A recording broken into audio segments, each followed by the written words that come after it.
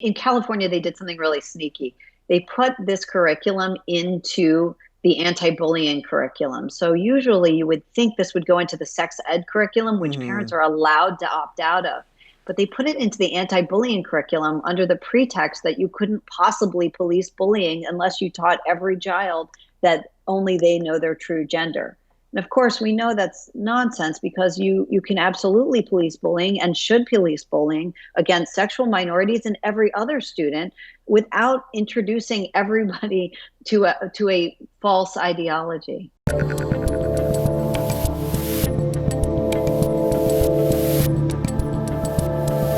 But so chapter 5 is about the schools, and I think this is kind of fascinating because we've sort of just watched intellectual rot run across all of our schools, and you just have to kind of go with whatever the thing of the day is. How much of this is just sort of being taught at public schools, do you think? I know it depends what state you're in, but here we are, both in Cali. So in For California, better or worse. right. It's very extreme in the state. So gender identity education is something you can't opt out of. It begins in kindergarten, and it's really extreme. We start by teaching, 5-year-olds that however they were born, a doctor just made a guess, and only they know their true gender. And this doesn't push kids to transition necessarily, but what it does do is the moment these young girls in particular hit adolescence, they go through a period where they hate their own bodies, they feel ugly. This is something nearly every woman can attest to. The solution readily leaps to mind because it's something they've learned about for years, and it's that, oh my gosh, I know why I'm so uncomfortable in my body. It's because I'm supposed to be a boy. Were you able to figure out at all how these bad ideas get so influential at all the schools? Seemingly all the schools, at least in California, but New York too, and all over the country. Just how infectious the ideas are.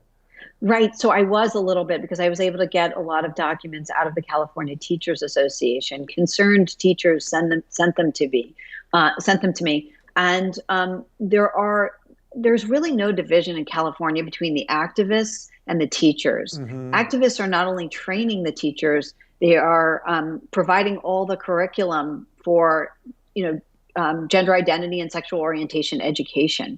So it's coming from very extreme sources, and teachers who are a little uncomfortable about it are completely intimidated into silence.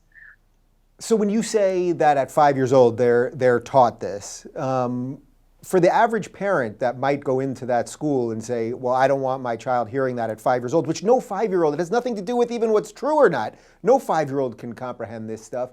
That in effect, that person is going to be blacklisted, and God only knows what they'll do to the poor kid. That's right. You can't, because in California, they did something really sneaky. They put this curriculum into the anti-bullying curriculum. So usually you would think this would go into the sex ed curriculum, which parents are allowed to opt out of.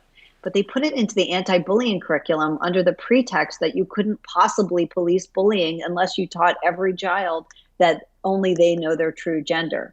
And of course, we know that's nonsense because you can absolutely police bullying and should police bullying against sexual minorities and every other student without introducing everybody to a false ideology. Yeah. Do you have any numbers on what percentage of the public school teachers actually buy it versus who's just going along? I guess that would be hard to quantify. It's very hard. Public school teachers are terrified. I spoke to one teacher who posted something on social media. It was very tame. She said, I don't know, this seems to be confusing a lot of kids at my school effectively. And she was suspended immediately. And this was on her private Facebook page. So teachers are very, very afraid. Yeah. So the next chapter is the moms and dads, which, speaking of very, very afraid, it seems like a lot of the moms and dads are too. Yeah, they're afraid. They're afraid to lose custody. And these are, the parents who call me are overwhelmingly political progressives. They are proud allies. They've always been allies. But their only sort of hesitation and problem is they think, gosh, this came out of nowhere. I mean, I supported her when she said she was a lesbian, but now she's saying she's a boy and she wants to have her breasts removed. I mean, I'm not sure that's right for her. And couldn't she regret it?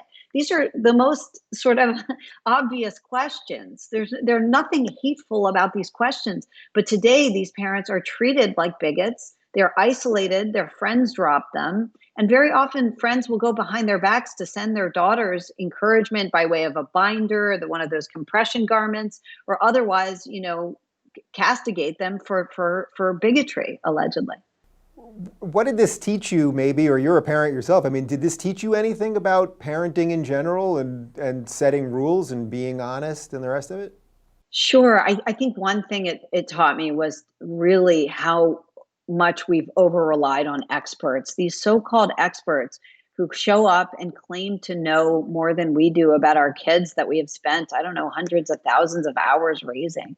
And I think that trusting your own instincts about what's right for your daughter. I mean, in many cases, parents will call me and it just doesn't sit right with them, but they are being pressured by the mental health establishment or doctors to immediately agree with their daughter and fast track her to irreversible consequences that she's likely to regret. So, since you said the P word, progressives, do you sense that there is a connection between sort of being politically progressive and that it would end up in a situation like this? That you sort of just, yes, everything goes all the time. There is nothing that's really true per se, and everything is sort of how you feel. That this was the obvious outcome of it in a weird way. Well, I think my take is that the reason so many progressive families have fallen into this, and let me say conservative families have as well, but the reason it does seem to be majority progressive families is because they were less skeptical of the culture. Conservatives have known for a long time that a social worker or a psychologist might not treat their values with respect. But liberals were genuinely taken aback and completely caught off guard because they thought, wait a second, I've been an ally my entire life. This isn't about that. It's about the mental health of my daughter. She's got anxiety, depression. Shouldn't we look at those things first? And they were really assuming good faith on behalf of, frankly, activists posing as doctors. Yeah, and it seems to me that unfortunately for a lot of the liberals, and I think you know a little bit about my story, for a lot of liberals, until something like this hits them, they think that there's nothing wrong there. That it's just like, oh, anything goes, and then next thing you know, they're confronted with this, and then they feel a little bit differently. That's right. They describe themselves now overwhelmingly as politically homeless. And it's not because they feel conservative. It's because they are really horrified by the assault on their families. I mean, that all these these mental health professionals and teachers would go behind their backs to encourage their children to do something that they think is harmful to them is so stunning to them. And it does make them really uncomfortable with progressive politics. Yeah. So did you have a sense, or do you have a sense that conservative parents have some better mechanisms to fight this, either by standing up to the school or maybe dealing with the child a little bit differently or whatever it might be? Yeah, it's interesting. I think conservative parents tended to be and should be, more skeptical of the culture. They were more skeptical of these social workers and psychologists who claim to know so much about their parents.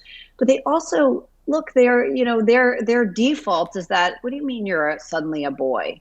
See, sometimes progressive parents were afraid to say that because they don't want to be bigoted. But a conservative parent might be more comfortable just saying, what do you mean you've been a girl your whole life? You're a girl. I mean, just because you want a short haircut doesn't suddenly make you a boy. If you're looking for more honest and thoughtful conversations about women's issues instead of nonstop yelling, check out our Women's Issues playlist. And if you want to watch full interviews on a variety of topics, check out our full episode playlist. They're both right over here. And to get notified of all future videos, be sure to subscribe and click the notification bell.